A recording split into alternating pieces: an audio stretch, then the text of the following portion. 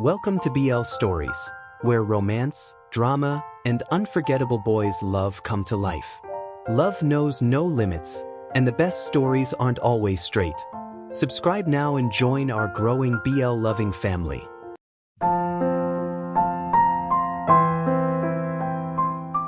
Alec appears to be inebriated and disoriented, prompting a warning from Dylan, who expresses concern for his state but remains physically close, sharing a moment of intimacy. The atmosphere is charged with tension as the dim lighting highlights the other person's striking blue eyes, creating a captivating visual. Alec admits to uncertainty about his desires, and in a spontaneous action, he opts to engage by leaning in for a kiss, indicating a pivotal moment of connection despite the earlier caution.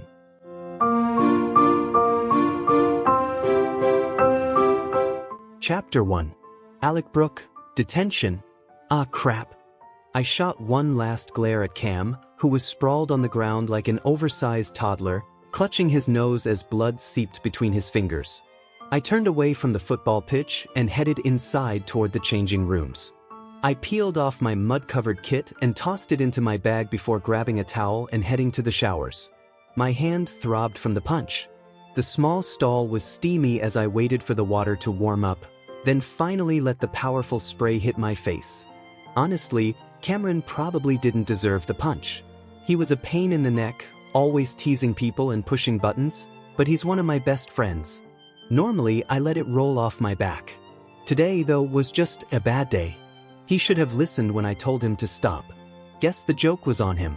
I scrubbed off the grime, letting the warm water drown out the noise of my thoughts. I had broken up with Kelly today. She cried. I didn't know what to do at first. I'm not one of those guys who hates emotions. I'm usually fine talking about feelings, but all I could think to do was give her a hug.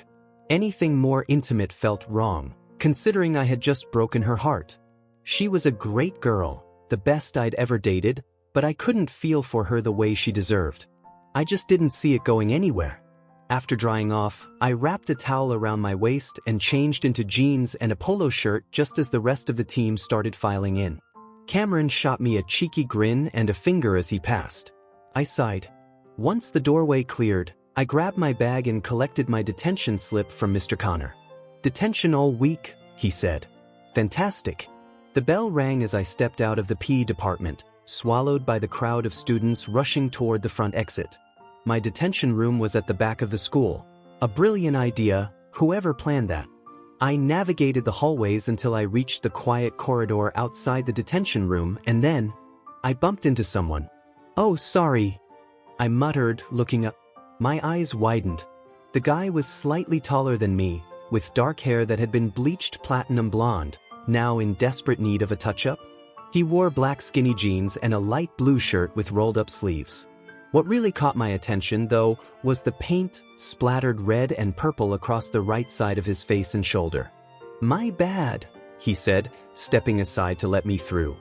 I nodded and entered the room, greeted by Miss Jackson. She was a tiny lady with curly gray hair and glasses perched on her nose. Her smile warmed me as I handed over my slip. "Alec Brooke, I haven't seen you here in a while. What did you do this time?" I punched Cameron in the face, I admitted. She shook her head, a small smile tugging at her lips. "Bad day?" "Something like that." I dumped my bag next to my chair and sank into my seat. "And Dylan," she said, still smiling.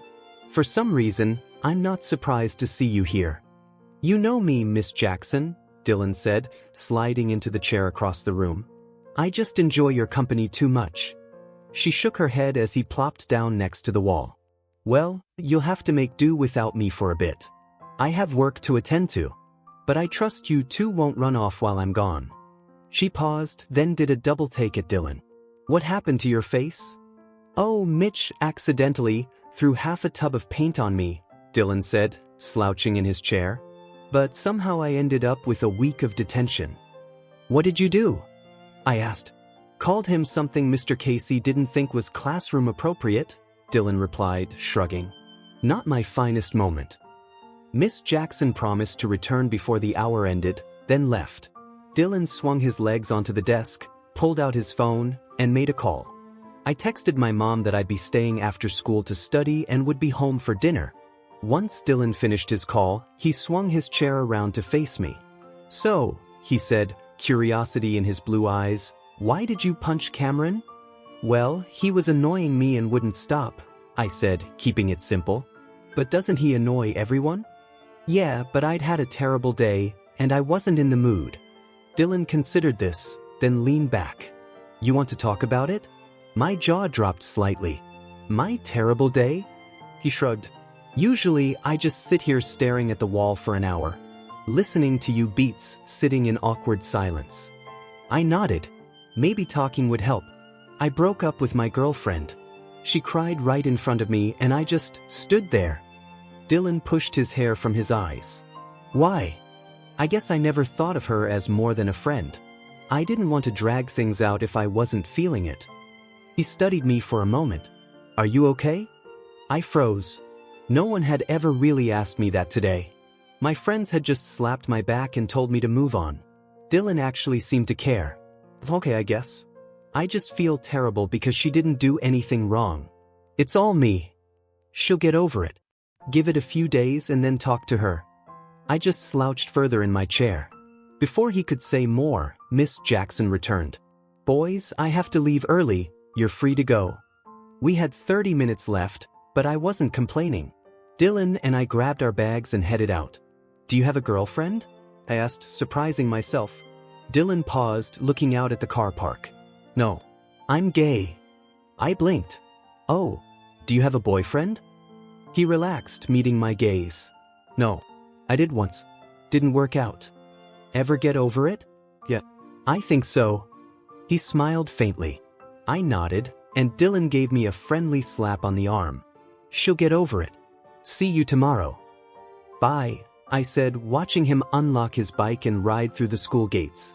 I pulled out my phone and called Sam, asking for a ride home. Chapter 2. Sam pulled up outside the school 10 minutes later, and I climbed into the car.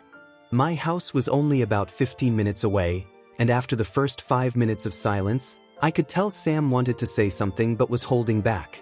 We'd been friends since the start of high school and somehow made it to senior year as best friends, despite all the ups and downs. By now, I knew when Sam was bothered. It wasn't like him to stay quiet. "Spit it out," I said. Sam gave me an apologetic look and cleared his throat. "What went wrong with you and Kelly? She seemed like the best girlfriend you've ever had, and you actually seemed happy." "I honestly don't know," I admitted, giving him the same answer I'd given Dylan. "I just couldn't develop feelings beyond friendship, and that wasn't fair on her." Sam nodded, understanding. He'd faced a similar situation with a past relationship. "How was the relationship part?" he asked carefully. I shrugged. "It wasn't bad, just kind of boring. That's the best way I can describe it." "Well, there will be plenty more girls to try and capture your heart," he said with a small smirk. "One can only hope," I replied. "And let's also hope I don't run into any more complicated situations." I'd had my fair share of questionable exes. We pulled up in front of my house, and I said goodbye, promising I'd be at his party on Friday and that I'd try to invite a few more people. Inside, I was surprised to see Dad home this early. I dumped my bag at the front door and made my way to the kitchen, where Mom was just serving dinner and Dad was leaning on the counter, tie loosened and jacket off. He gave me a nod. "Nice to see you too, Dad." "Hey, honey. Dinner's just about ready," Mom said, putting the last piece of chicken on a plate. The table was fully set, a small family meal just for the three of us. "What's the occasion?" I asked, eyeing the table. "Well," she said, placing plates on the table, "since your father finished work early, I thought we could have a nice family meal for a change." "Where's Luke?" I asked. A family meal without the whole family seemed a little off. "He already made plans to eat at Nathan's," she replied. I ate quickly, hoping to leave soon, but Dad spoke up. "So, Alec, how are things with your girlfriend?" Well, we broke up today." I quickly added, "Things just weren't working out." Dad nodded and moved on. "And football?" "Going well. End of the school year, and the team's doing great." The conversation ended there, so I washed my plate, grabbed my bag, and headed upstairs after telling my parents I'd be turning in early. I stripped down to my boxers, put in my iPod, and lay on my bed. Imagine Dragons Radioactive started playing, and I turned up the volume. I didn't know why it bothered me that my parents hadn't asked how I was. It wasn't typical for them, but Dylan had, and it had meant something. I never would have guessed he was gay. Not that you can tell from looks, but he just seemed so genuine. He had actually cared about how I felt. Sweater Weather by the Neighborhood played next, and I drifted off to sleep. The next morning, my alarm screeched. I managed to drag myself into the bathroom. Thankfully, my room had an en-suite. A quick shower, teeth brushed, towel around my waist, and I got dressed in light stonewashed jeans and a white t-shirt. My dark hair was dry, ruffled, and still stubbornly messy. Despite several hours of sleep, the dark circles under my eyes were relentless. Downstairs, Luke sat at the table in his usual hoodie, no matter the weather. "Hey," he mumbled, flicking his hair out of his eyes, then returned to his cereal. I made toast quickly, and by the time I finished, Sam was honking outside. We grabbed our bags and headed out, Luke to the back seat and me up front. The drive to school was quiet. After dropping Luke off, Sam and I met our friends. Cameron was there, sporting a black eye and bruised nose. I quickly apologized, and he made a joke about me PMSing before giving me a half-hearted hug. I caught Kelly's eye as we entered the school and offered a small smile. She turned away quickly. Tuesday mornings were brutal, double English, PE, and maths before lunch. The morning flew by, and soon we were at our usual cafeteria table, listening to Matt and Sam discuss weekend plans. Out of the corner of my eye, I saw Dylan walk across the cafeteria and sit with a couple of friends. He laughed along with them, making the moment feel lighter than it probably should. "Yo, Alec, want to help me set up for the party on Friday?" Sam asked. "I can't detention all week for punching Cam," I reminded him. It was a detention-worthy punch, Cam chimed in. Before I could reply, the bell rang and we headed to class. Double history with Matt, my usual seat next to him. I was surprised to see Dylan enter. He gave me a nod and sat at the back, alone, wearing black skinny jeans and a dark purple tank top, wrists lined with bracelets. History dragged on as usual. When the last bell rang, I said goodbye to Matt and made my way to detention. Dylan wasn't in the room yet, but soon he appeared, carrying a guitar case. Miss Jackson had errands again and left us to ourselves. Dylan set his chair in the same spot as yesterday. "You play guitar?" I asked.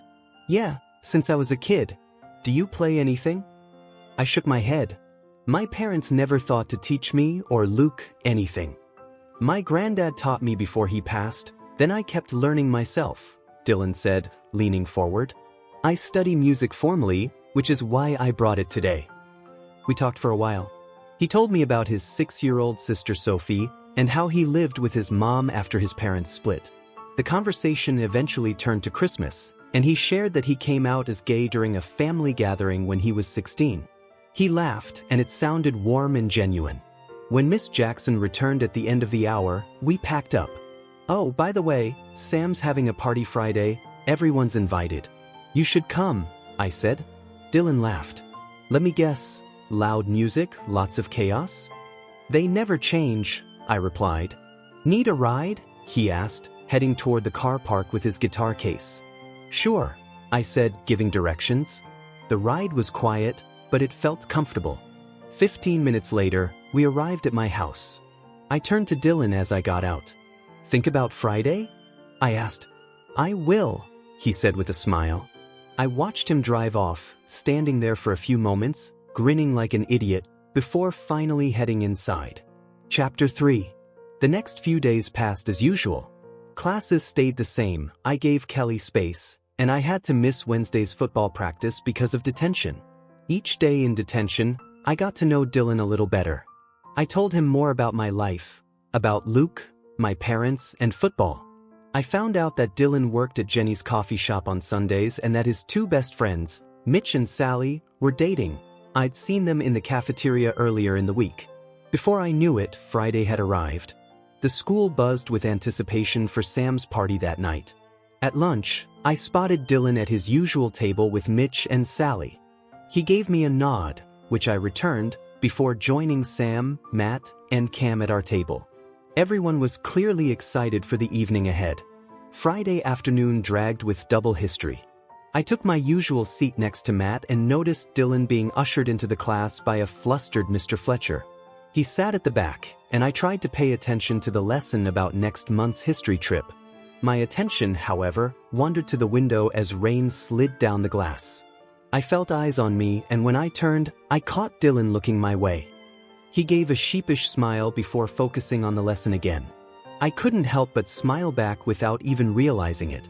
"Dude," Matt whispered, "what are you smiling at?"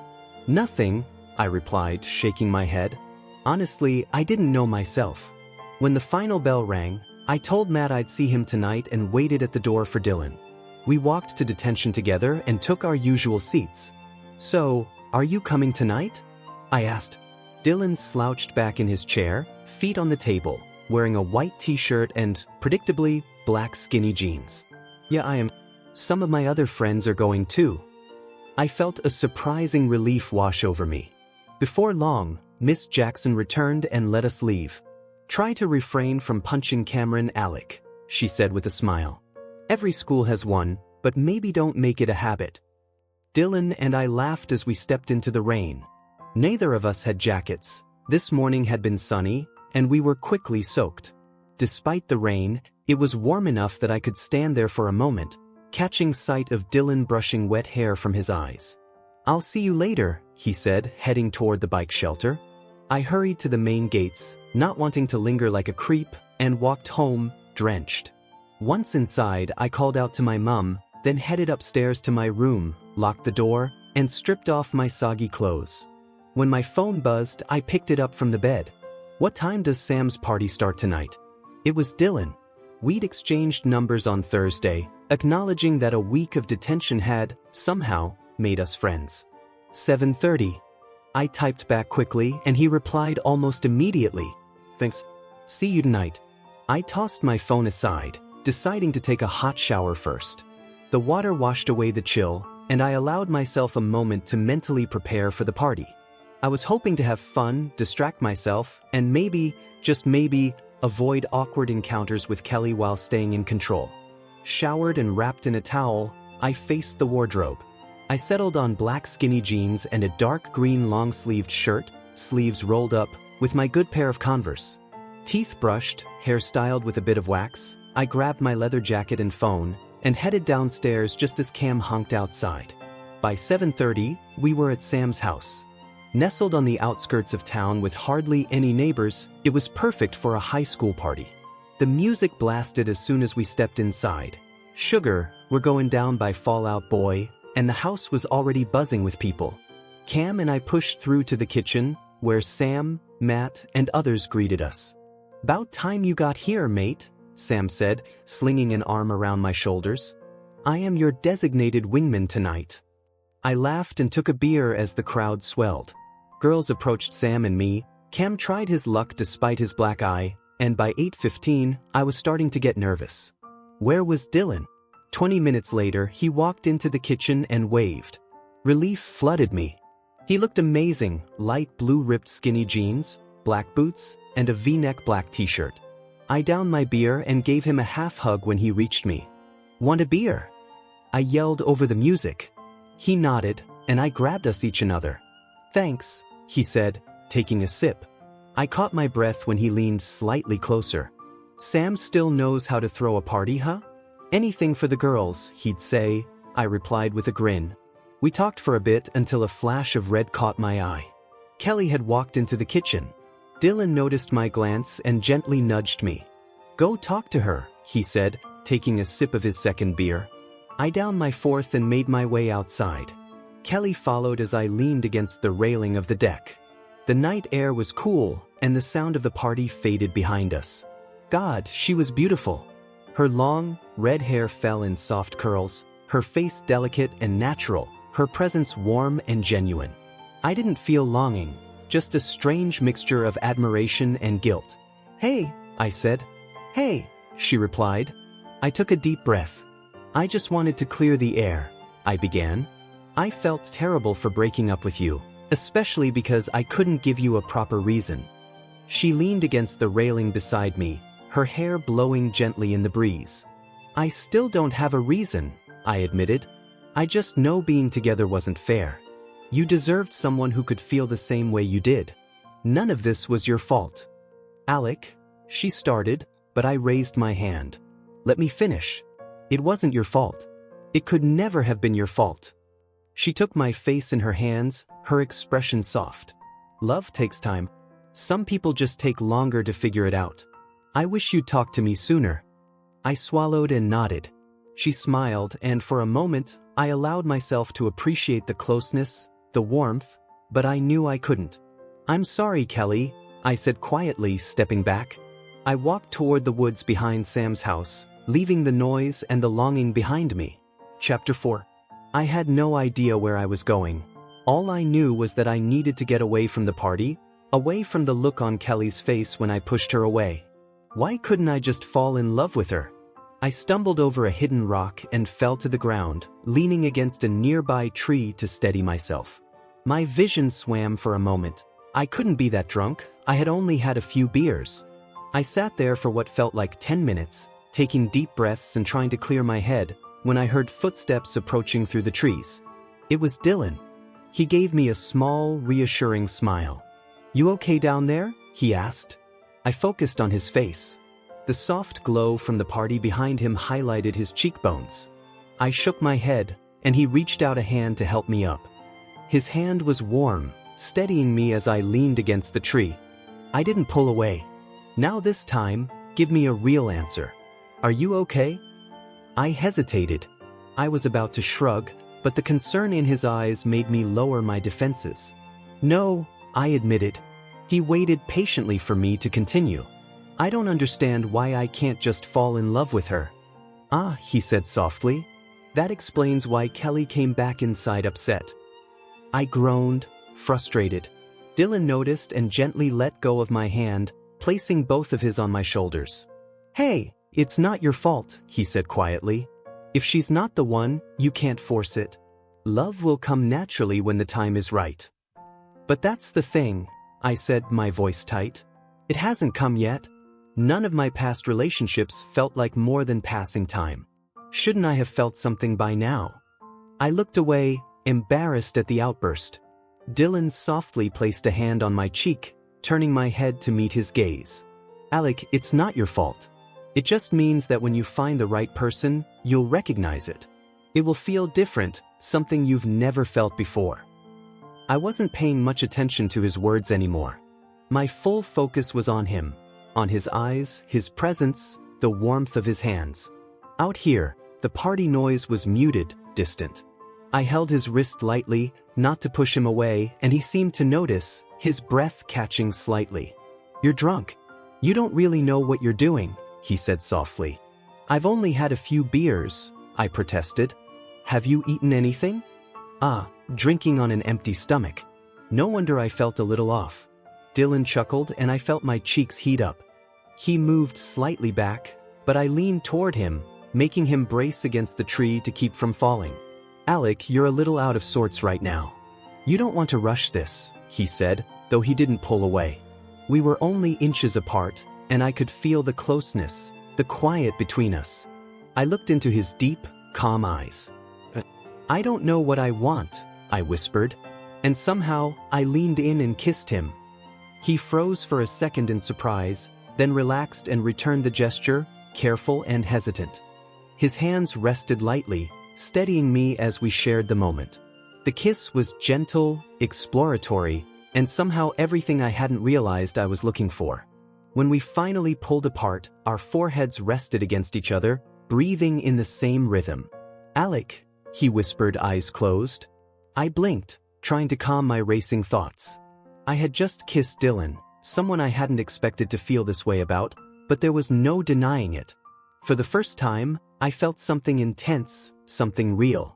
Huh, I said, blinking up at him. Dylan smiled and stepped back slightly, letting me regain my balance. I let go of his shirt and took a small step away, only for him to catch my arm before I stumbled. Whoa there, he said gently. I think it's best if I get you home. I nodded, letting him guide me back to the front of the house.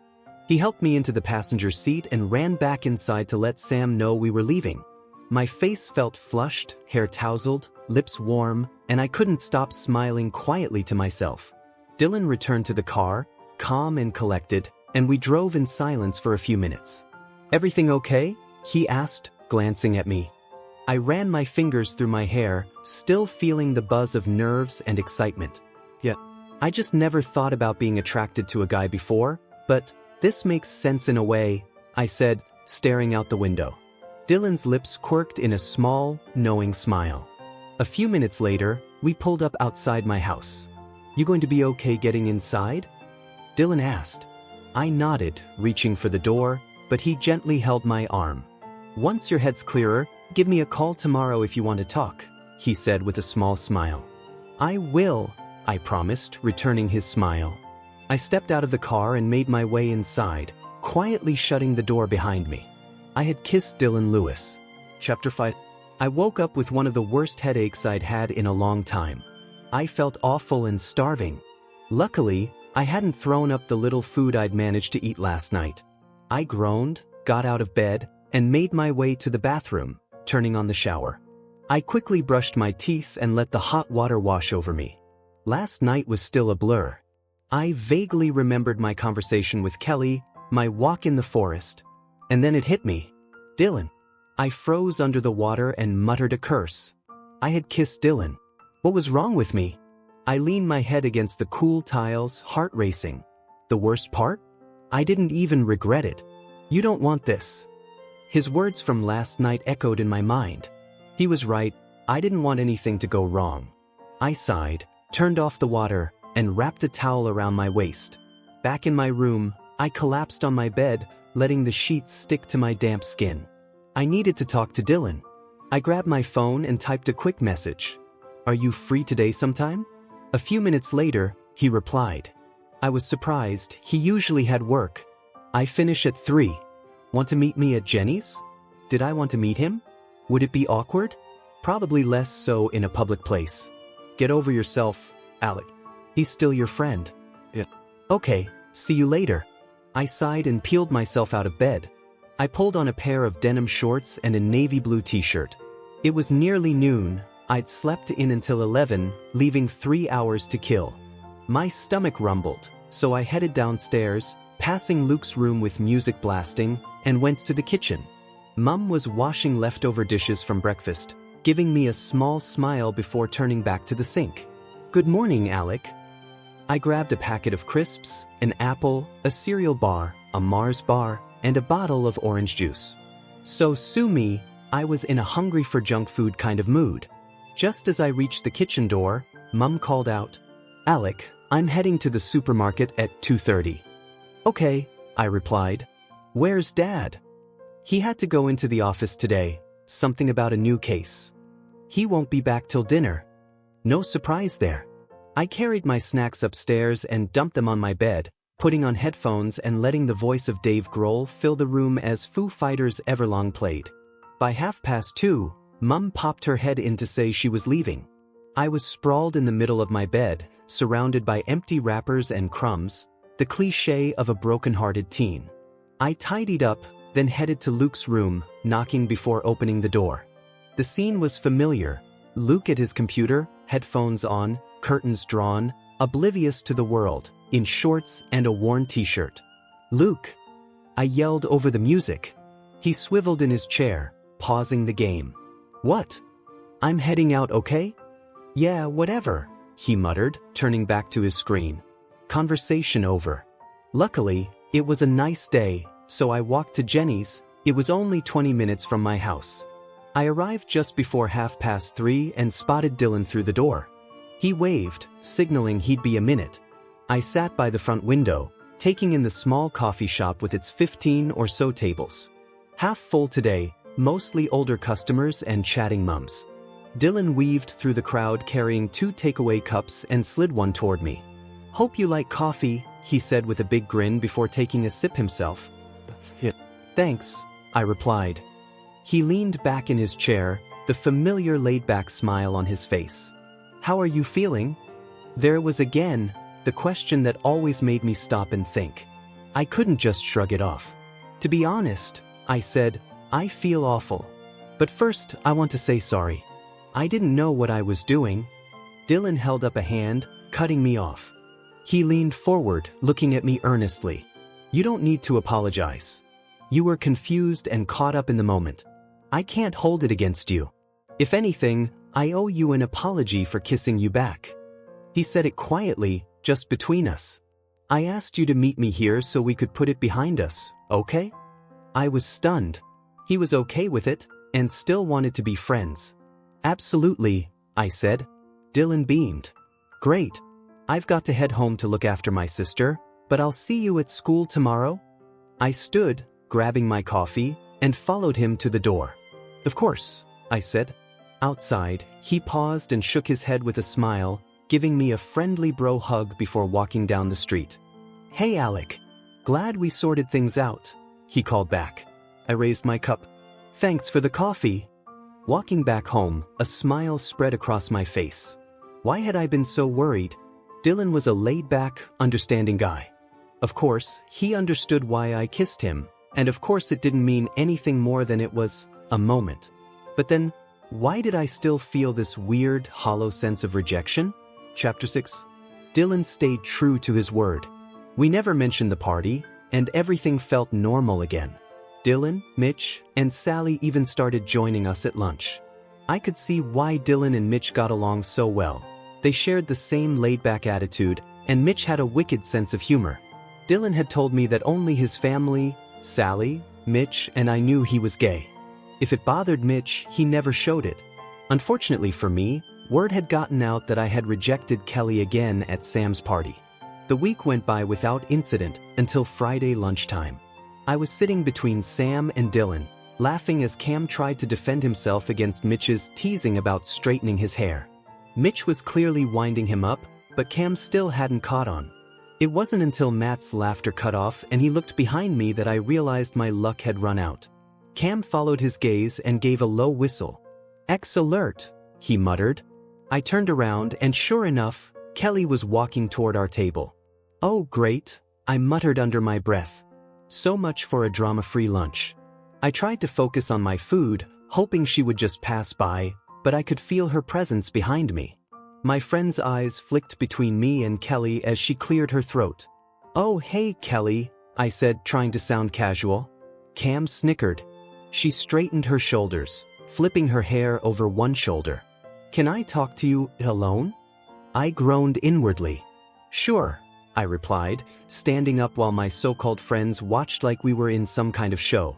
I followed her to the window at the edge of the lunch hall. What's up? I asked, trying to sound calm, though her serious expression made me nervous. Alec, I'm sorry, but I don't think this is going to work out between us, she said. I blinked. Wait, what? I can't deal with the way you pick and choose when you want me, she continued. Are you serious right now? I interrupted. Was she really trying to break up with me when I had already done it? Kelly looked startled for a moment, then her expression hardened. Yes, Alec. I'm serious. Did you really think I'd put up with the way you've been treating me? I couldn't help it, I burst out laughing.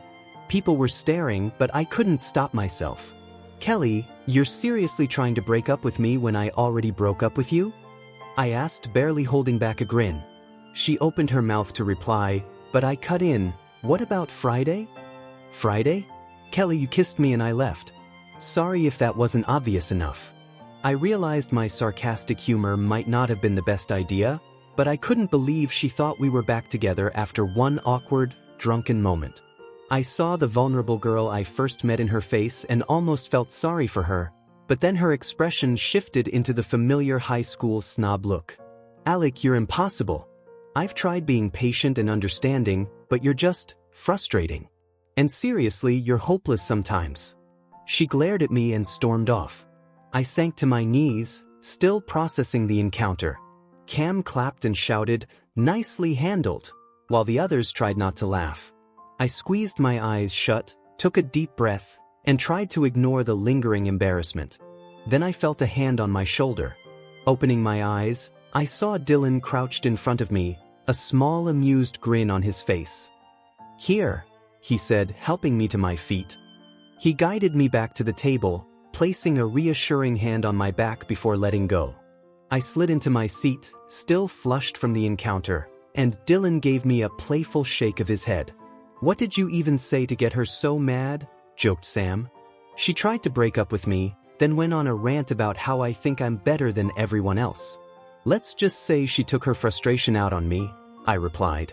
My friends burst out laughing again, and I turned to Dylan, who was shaking his head, grinning. "I thought you already broke up with her?" asked Matt. I had. That's why I couldn't stop laughing. I almost felt bad for her, until she went full drama queen. The rest of lunch passed without incident, and afternoon classes were uneventful. By the end of the day, we all met in the car park. Dylan, Sam, Matt, joined by Elle, Cam, Mitch, Sally, and me. Our little group had grown, and Elle seemed happier hanging around with us, especially with Sally nearby. "What's going on?" I asked as Cam and Sam playfully wrestled on the pavement. "To be honest, we have no idea," replied Mitch with a shrug. We let the playful scuffle go on for a few more minutes before breaking it up. After that, everyone said their goodbyes for the weekend. Sam dropped me home, and I made my way inside. "Home," I called out before heading upstairs, dumping my school bag and collapsing on the bed. Thank God, it's finally Friday. Chapter 7. My weekend was fairly uneventful. I hardly saw my parents, got some homework done, and spent most of my time lounging in my room, listening to music and catching up on Netflix.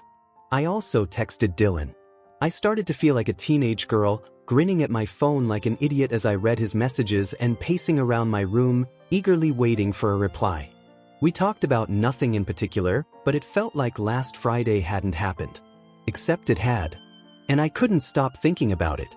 I knew I wasn't gay, I knew that, but I couldn't forget the way our lips had touched, the little shiver that ran through me, or the way Dylan had been so close.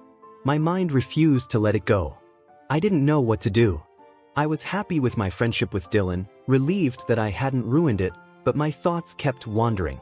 I tried to shut them down, and slowly it began to work. The next week of school flew by. I endured Kelly's icy glares without a reaction, went to football practice without punching Cam despite several urges, and tried not to daydream too much about Dylan. Everyone was buzzing about the upcoming October break. It was still 3 weeks away, but we were already making plans for the 2-week holiday.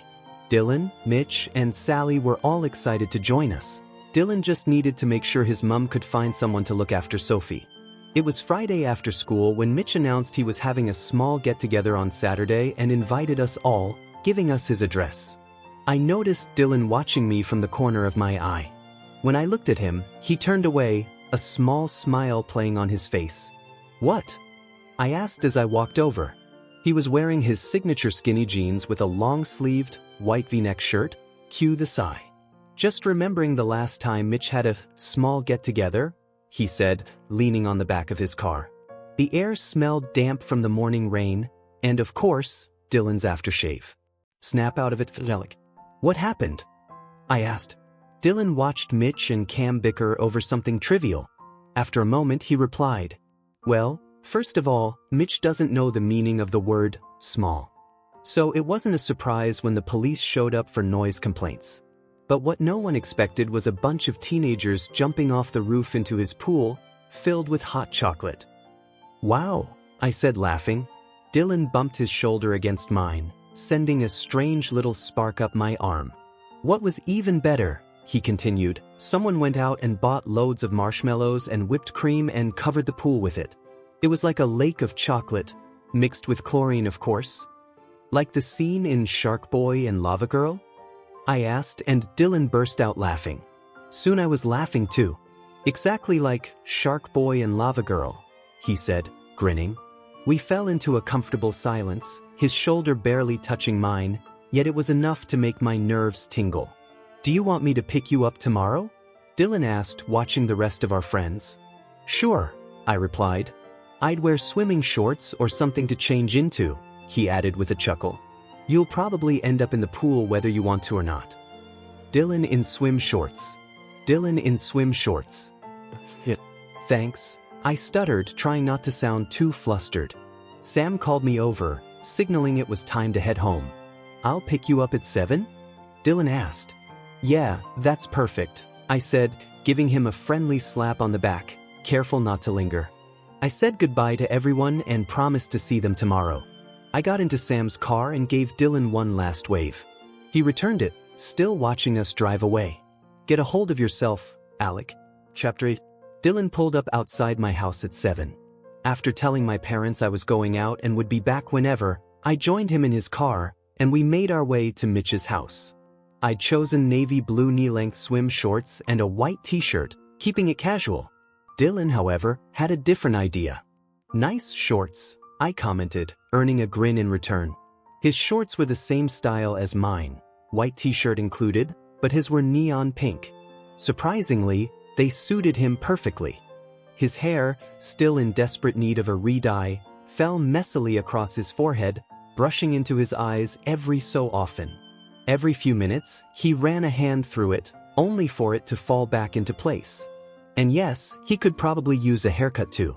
The drive to Mitch's place took about 15 minutes. When we turned onto his street, Dylan shrugged and smirked. A small get-together this was not. Mitch's house wasn't as big as Sam's, but that didn't stop him from throwing a party that could rival anyone's. We parked on the street and made our way up to the house. The party was in full swing. Dylan led the way around to the back, exchanging high fives and handshakes with people I'd never seen before. At the back of the house, the pool area was buzzing, people sitting on the edge at tables and some already in the water. Girls wore bikinis, guys wore shorts, and it was clear why Dylan had warned me about possibly ending up in the pool whether I wanted to or not. A fully clothed guy was being rugby tackled into the water by two friends, and we laughed as we pushed past the crowd into the kitchen through the sliding door. Inside, the music vibrated through the walls. Dylan grabbed 2 bottles of beer off the counter, popped the caps, and handed me one. I took a sip before following him through the hall into the living room. The living room was packed with people dancing to Beyoncé's "Drunk in Love." In the corner, our friends had claimed a couch pushed to the side. Sally sat on Mitch's lap, laughing with Sam and Matt, who had Al perched on his. Mitch got up to greet us. "Hey guys, how's it going?"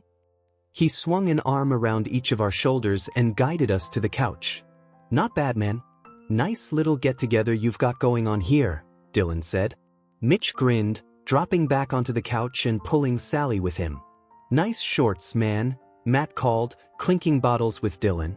"Where's Cam?" I asked. Sam pointed toward the dance floor. Dylan and I turned to see Cam dancing with some goth girl, and getting very into it. I wolf whistled. Cam somehow heard me over the music and gave me a finger. We all laughed. Throughout the night, everyone did their own thing. I wandered by the pool, chatting with some guy about something I barely registered, when my attention was drawn to someone climbing out of the pool.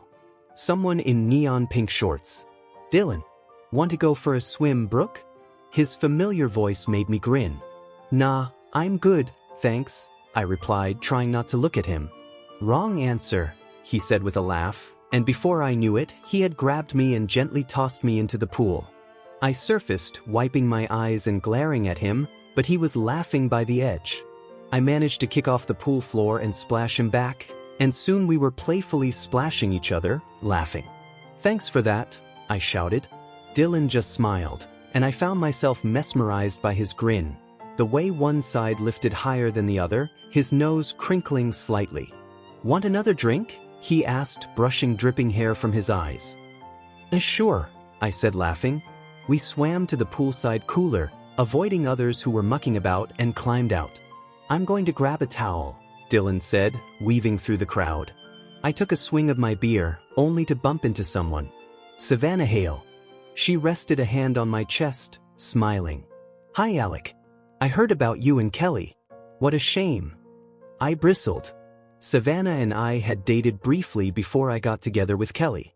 She looked as stunning as ever, but her manipulative streak was just below the surface.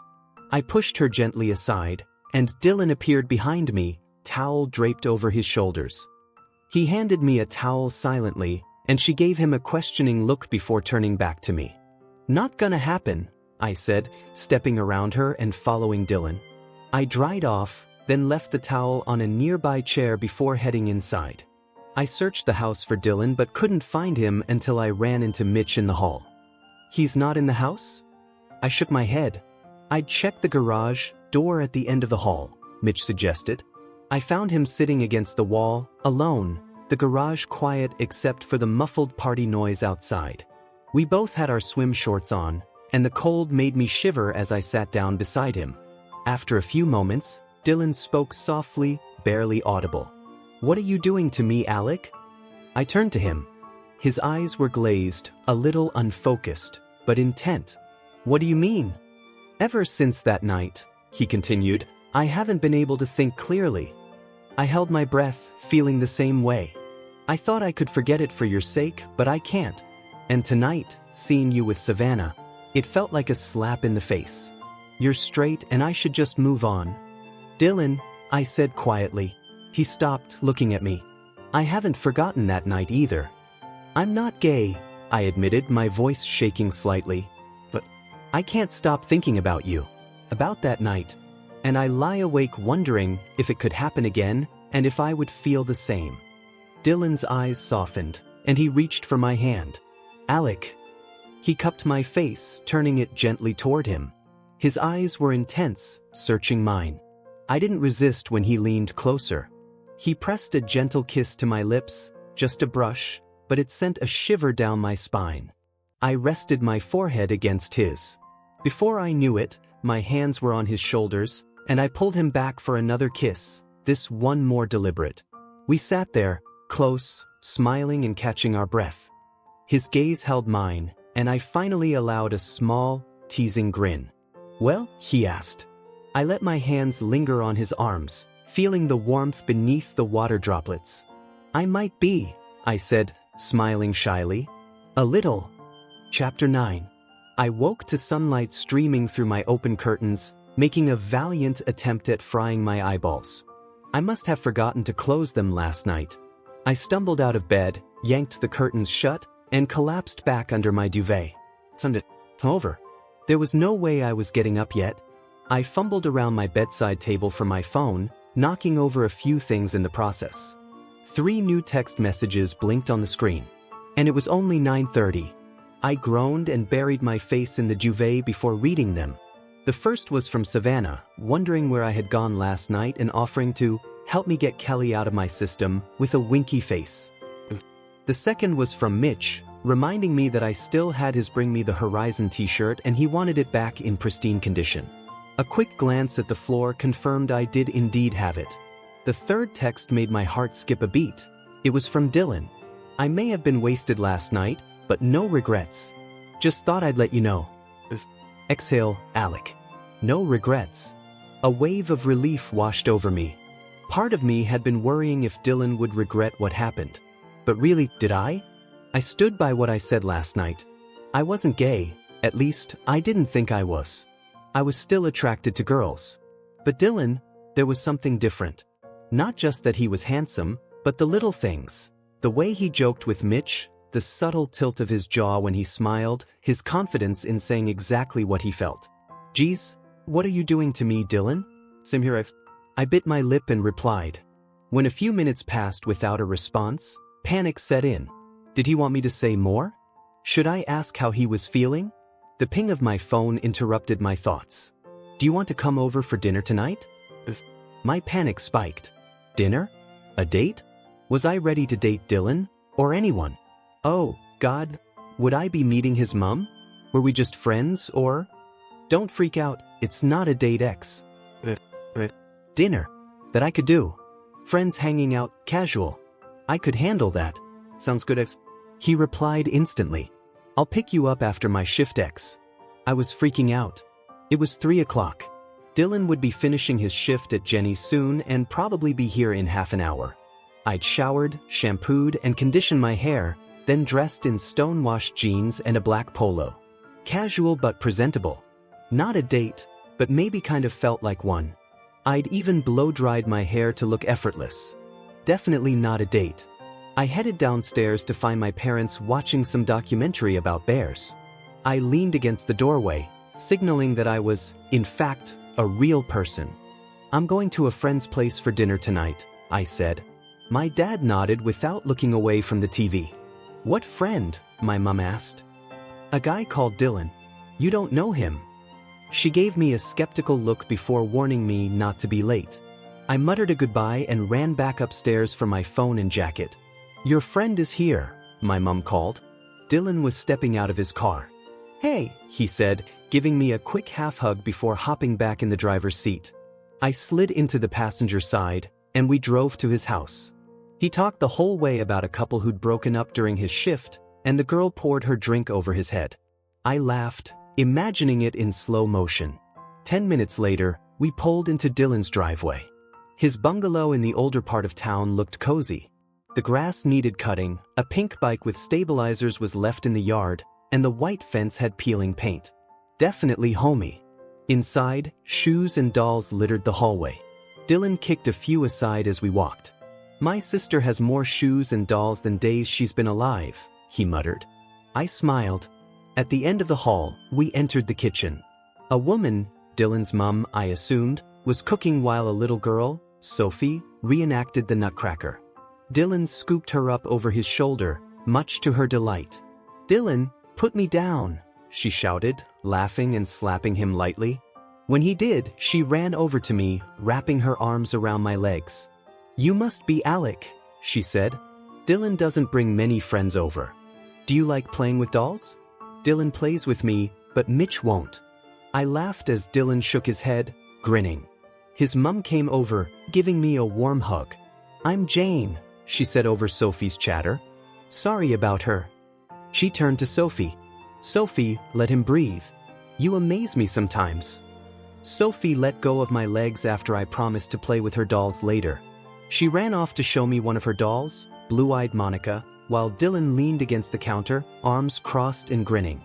Sophie returned to introduce me to Monica's friend Jill, and I couldn't help but smile at her energy and charm. She was so full of life, just like Dylan. We sat at the small kitchen table for dinner. Jane had made homemade lasagna, and it was possibly the best I'd ever tasted. She asked about school, my hobbies, and how I met Dylan. Detention, I said, finishing the last bite. Dylan gave me an amused look. Oh, come on, he laughed. The paint fight was totally Mitch's fault. It always seems to be Mitch's fault, Jane said, shaking her head. He just doesn't get caught, Dylan added. Jane smiled at me. So, Alec, what did you get detention for? I shrugged. I punched my friend in the face. Oh, yeah. Alec was just PMSing. Totally natural, Dylan chimed in, trying not to laugh. I glared at him, but it was impossible not to smile. We cleared the table together. I joined Sophie in her room to play with the dolls as promised. It was fun, and I realized having a sister, even a little one, could be pretty great. While helping Sophie dress Jill, a throat cleared behind me. Dylan leaned against the doorframe, eyebrow raised. Having fun? Yes, I said. Jill and I have bonded emotionally. Dylan mock gasped, and Sophie stuck her tongue out at him. After promising to come back soon, I followed Dylan to his room at the front of the house. This is my room, he said, sitting on his bed. His space was full of music, books, sketch pads, and crumpled paper. It was exactly how I imagined his room would look. He handed me a controller, and we played video games for hours. I was good, but so was Dylan. He beat me repeatedly, and I finally called it a night around 10. He walked me to the door, and we shared a lingering half-hug. See you tomorrow, he called. Tomorrow, I replied, giving him one last wave. At the end of the street, I looked back. Dylan's silhouette stood in the doorway, framed by the warm glow of his home. For some reason, I had to fight the urge to skip down the street. Chapter 10. For the first time in a long while, I woke up before my alarm, and I wasn't dreading the thought of school. I took my time in the shower and carefully picked out what I was going to wear. It's just school, Alec. I opted for a pair of blue jeans, a white t-shirt, and a gray hoodie since it was getting colder. I had finished breakfast and was pacing the kitchen by the time Sam pulled up to take Luke and me to school. Sam was ending a call as we got in. Who was that? I asked. That, Sam began, pulling onto the road, was Matt. He's having an... day today and felt the need to reassure me not to worry.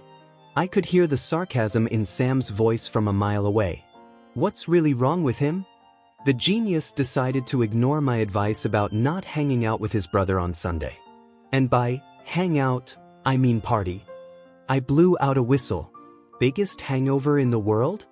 Oh yeah, he was trashed after Mitch's, so God only knows how he is today. Sam stopped at the traffic light and glanced at me. What about you? I hardly saw you at Mitch's. Did you have a good time? You could say that. Yeah. Savannah offered to help me forget about Kelly. Sam made a gagging sound as the lights turned green. That girl is one nasty piece of work. Tell me about it, I muttered. First period was double history. When I entered the classroom, Dylan was already in his seat at the back. He nodded toward the chair next to him, and I sat down, secretly relieved that Matt had misplaced his common sense and couldn't make it to school. Just a small part of me. Mr. Fletcher decided to put on a DVD about medieval times. Next week's field trip was to a castle in the middle of nowhere.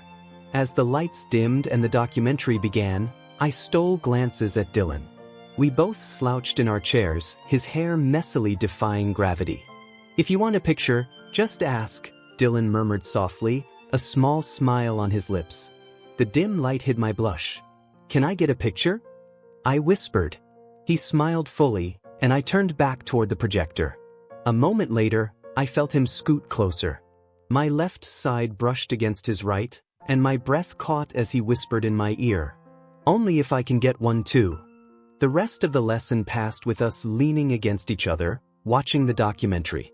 Despite only knowing Dylan for a little over 3 weeks, sitting like this felt familiar, comforting even. I silently thanked Matt for unintentionally giving me this moment. Wednesday's football practice was perfect for blowing off steam and clearing my head before Saturday's game. I've got an idea for October break, Sam said as we did passing drills. He waved Cam and Matt over, Matt looking less like a zombie than yesterday, to join in. We could go to my parents' cabin at the lake. I've already asked them, and they'll be in Spain, so it'll be free. Sounds good, Cam grunted, chesting a ball Matt kicked too high. Yeah, I agreed. Sam's cabin was huge, nestled in a forest beside a lake, perfect for playing music and just hanging out. After reviewing the game plan and team positions for Saturday, Sam dropped me home. I headed upstairs for a shower, then pulled on some pajama bottoms and went downstairs for a snack. My dad paced the living room, phone in hand, while my mum prepared dinner. I made a ham sandwich, grabbed crisps and a bottle of cola, and retreated upstairs. I sat on my bed, biting into my sandwich, when my phone chimed. It was Dylan. I nearly spat out my food. Here's that picture you so desperately begged for, winky face X. Attached was a photo of Dylan, grinning widely, eyes squeezed shut, hair everywhere. I couldn't help but smile. But, moments later, he replied, Yes, you drool told me that before it crash-landed on the table X. I sent him an equally cheesy photo back and finished my sandwich. Beautiful X. Sophie really likes it X. She wants me to print it out so she can stick it on her wall X. I laughed. He told me earlier that his mum was working the night shift at the hospital, so he was on Sophie watch. Another message came in. She's in the process of making a shrine X. What was wrong with this guy? Make sure she makes her own and doesn't steal yours X. She'll never find my Alec Brook shrine, winky face X. Alec, my mum called from downstairs, we need to talk. My good mood evaporated. I sighed, threw on a t-shirt and headed down. My parents sat in the living room. Surprisingly, my dad spoke first. This Saturday, we've arranged a meal with Kieran. Your dad's business partner, my mum added. And his family. I know you have a game Saturday morning, but it'll be a good way to celebrate. We haven't seen them in a while, and your dad and Kieran are trying to close a big deal. Great. Okay, I nodded, forcing a smile. To be honest, I wasn't thrilled. After a game, I usually celebrated with the lads. What bothered me more was Kieran's daughter, Molly. She was nice enough, but our parents had been trying to set us up forever. Now I was single, and apparently, that meant it could actually happen. Bring on Saturday night. Chapter 11. The Saturday morning game was a success. We won 4-2, and the changing room was buzzing with excitement afterward. "How are we celebrating tonight, boys?" Sam asked as we emerged from the showers. I groaned. "I forgot to tell you, I can't tonight. I have dinner with my family and Kieran's family from Dad's work." "Doesn't he have a daughter who's really into you?" Cam teased. "You'd only be complaining about the attention," Matt shot back, earning a glare from Cam. Despite the upcoming dinner, my good mood didn't vanish, and that might have had something to do with Dylan. He had come to watch the game and waved from the stands when he caught my eye. That small gesture boosted me more than scoring the first goal. By the time I got home, showered, and dressed in black dress trousers, a navy long-sleeved shirt, and a black tie, it was time to leave. Mom had somehow persuaded Luke into black trousers and a short-sleeved black shirt, though he skipped the tie. Just seeing him without a hoodie felt strange. We had booked a table at a fancy Italian restaurant in the center of town, one of the few places where wearing a tie wasn't considered overdressed. Kieran, his wife Amanda, and their daughter Molly were already seated when we arrived. Surprise, surprise, I ended up next to Molly, Luke sat to my right by Mum, and Dad and Kieran were directly across from me, Amanda beside him. Molly looked nice tonight, but her heavy makeup and strong perfume made it hard to focus. She wore a black knee-length dress, her blonde hair in a fishtail over her shoulder, bright red lipstick, and smelled as if she'd walked through a perfume shop. She scooted her chair closer to mine and placed a hand lightly on my arm. "How have you been, Alec?" she asked. I cleared my throat, trying not to choke on the perfume haze. "I'm good, thanks. And you?" "Great," she replied, leaning in. "Even better now that you're here," she whispered, giggling. Just then, a shadow fell over the table, and I looked up to see Dylan. He wore black trousers, a white long-sleeved shirt, and a bow tie. He gave me a small smile before addressing the table. "Can I get you anything to drink?" After placing our orders, I felt my phone vibrate. I subtly checked it, careful to hide it from Mum. It was Dylan. They're short-staffed tonight, so I got called to cover. "Mum's friends with the owner. Looks like you're surviving the dinner, winky face X." I glanced around. Molly had gone to the restroom. "I'm having a blast X. Who's your date?" I sighed. "She's not my date. More like the daughter my parents are trying to set me up with. Can you get tired of perfume?" "Hang in there," pun intended. "One thing I know for sure, you look good in a tie, tongue sticking out X." I slipped my phone back into my pocket, trying not to grin as Molly returned. "So, Alec, are you still on the football team?" she asked. I just nodded, trying to breathe normally. Her attention didn't linger long. She chatted and laughed, but thankfully didn't cross any boundaries this time. My gaze kept flicking to Dylan, who subtly noticed the situation and gave me a reassuring wink before attending to the table. I focused on my meal, carefully pacing myself to avoid looking at Molly too much. Each time I glanced up, Dylan caught my eye, and I felt a wave of relief.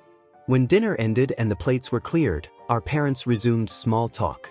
Luke went to the restroom and I exhaled. "You all right?" Dylan asked, appearing in the doorway of the dining room. "I'm fine," I replied, though the perfume headache was real.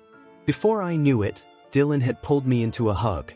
I buried my face in his shoulder, clearing my head and calming down. "Molly?" he asked. I nodded. She was a bit over the top at the table. Over the top? Dylan's arms tightened around me. Like Savannah level over the top? "Almost," I admitted. "Ready to head out?" "Yeah, I think so." He gave me one last warm hug and a quick kiss on the forehead, then backed toward the exit. "Text me later if you want. I finish at 10, he said with a cheesy grin before disappearing. Once again, Dylan left me standing there like an idiot, smiling after him and feeling ridiculously lucky to have him around.